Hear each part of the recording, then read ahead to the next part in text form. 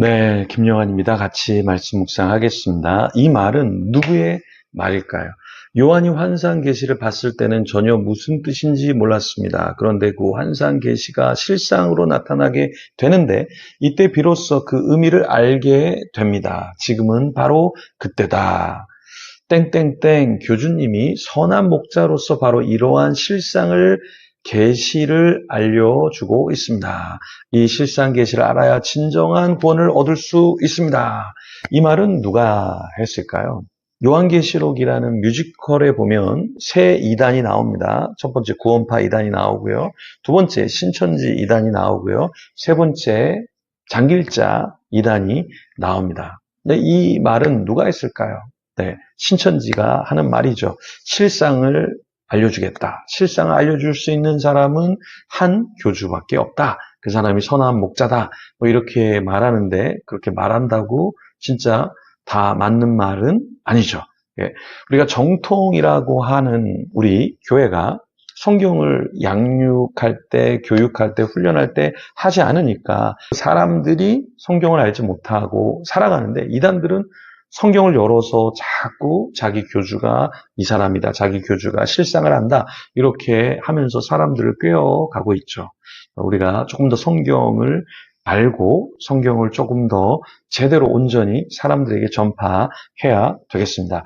오늘 본문에 보면요. 15, 16, 17절을 같이 한번 읽어보면 어떤 내용이 있는지 좀 살펴보고 또 내용을 한번 정리해 보면 좋겠습니다.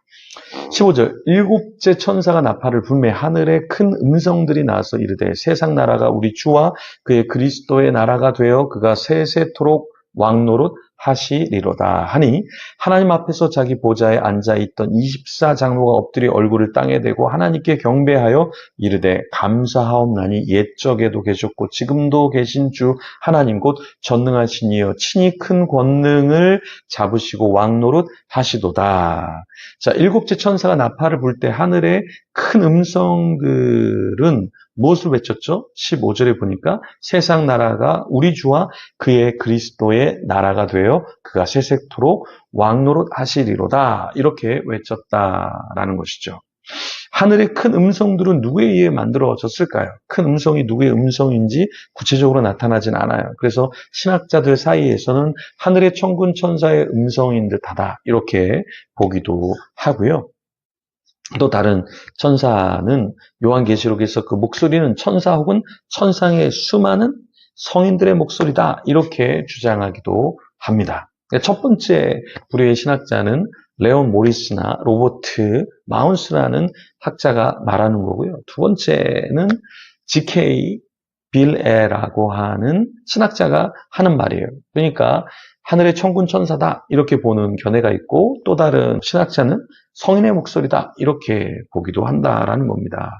세 번째 화는 일곱 번째 나팔이다. 요한은 일곱 번째 트럼펫이 울릴 때 하늘에서 위대한 목소리가 울려 퍼지는 소리를 듣는다. 네, 그 목소리는 천사나 더 그럴듯한 것은 천상의 수많은 성인들로부터 나올 수 있는 것이다. 이렇게 말하는 것이 바로 G.K. 빌레라고 하는 신학자가 주장하는 것인데요. 천사가 이야기했던 성인들이 어떻게 울려서 소리나게 했던 것이 중요한 것은 아니겠고요. 천상에서 어떤 소리가 있었다라는 것을 우리가 이해하면 좋겠습니다. 그리고 여기 왕노릇 하시리로다라고 했는데요. 이 왕노릇 한다라는 것은 헬라어로 에게네토의 바실레이아라는 뜻인데요. 그것은 the kingdom has come. 그러니까 하나님의 나라가 와 있다, 와졌다라는 표현입니다. 그러니까 왕노릇한다라는 것은 하나님의 나라가 임한다라는 의미다라는 것 이해하시면 좋겠고요. 여기 하나님 앞에 누가 엎드려 경배했죠? 16절에 보니까 24장로들이 엎드려 땅에 대고 하나님께 경배했다라는 것입니다. 그래서 여기에 주체는 누구시냐? 경배를 받는 주체는 하나님이시다라는 거예요. 근데 이단들은 교주들이 그 자리에 앉아 있죠. 그래서 교주들이 자기들이 예수님을 대신한다. 이렇게 말해서 기독론을 잘못 만들어 버리고 자신들이 교주들이 되어서 신격화되도록 만든다라는 것이죠. 근데 여기에 속으면 안 되는데 너무나 많은 사람들이 사실은 속고 있습니다. 네. 어떤 영상에 보면 통일교 교주가 이렇게 나오는데요.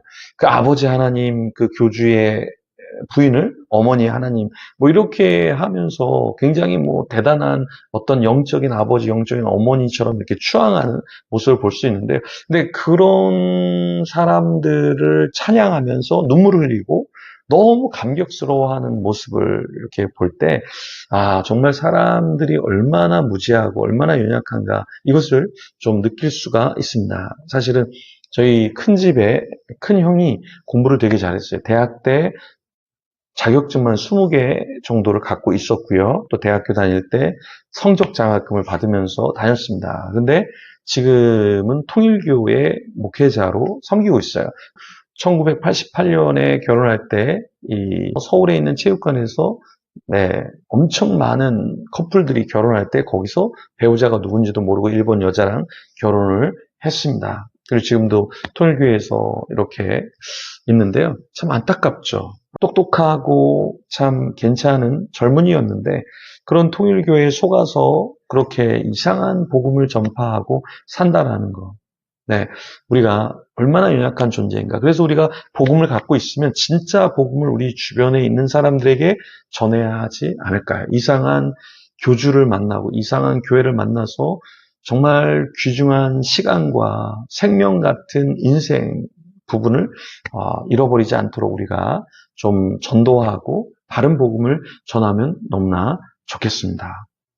계속해서 좀 말씀을 보면 18절에 보면 이방들이 분노함에 주의 진노가 내려 죽은 자를 심판하시며 종 선지자들과 성도들과 또 작은 자든지 큰 자든지 주의 이름을 경외하는 자들에게 상 주시며 또 땅을 망하게 하는 자들을 멸망시키실 때로소이다 하더라. 자, 이방들이 분노해요. 주의 진노가 내려서 죽은 자를 심판하셔요. 선지자들, 종들, 작은 자든지 큰 자든지 주의 이름을 경외하는 자들에게는 상을 주셔요.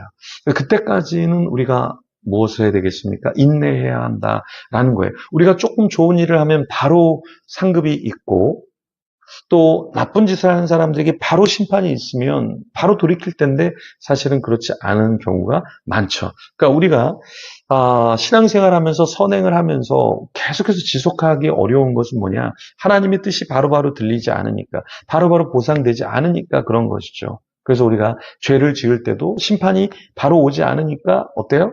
네, 죄를 더 짓죠. 하나님 날 심판하시잖아. 그런데 최근에 이렇게 우리 주위를 보면 하나님이 치시는 사람도 있어요. 깨어서 이게 아니구나 하고 돌이키는 사람이 있어요. 정말 지혜로운 사람이에요. 근데 어떤 사람은 몰라요. 자기가 어떻게 인생을 사는지, 자기가 어떤 말을 하는지, 어떻게 상처를 주는지, 자기가 어떤 잘못된 길로 가는지를 전혀 모르는 사람들이 상당히 많이 있다. 어떤 사람이 복받는 사람일까요? 깨어있는 사람일까요? 나의 말과 나의 행동과 나의 삶이 주님을 기쁘시게 하는가? 그렇지 않은가? 그것을 깨우치는 저와 여러분이 되기를 소망합니다. 이 시간 기도할 때 하나님 저를 깨우쳐 주세요. 정말 성숙한 사람이 되게 하시고 주님을 드러내는 자, 증거하는 자, 잘못된 길을 가는 사람들을 붙잡고 돌이키게 하는 자가 되게 해주세요. 같이 기도하면 어떨까요? 기도하며 주님 앞에 그런 자 되도록 기도하며 나가겠습니다.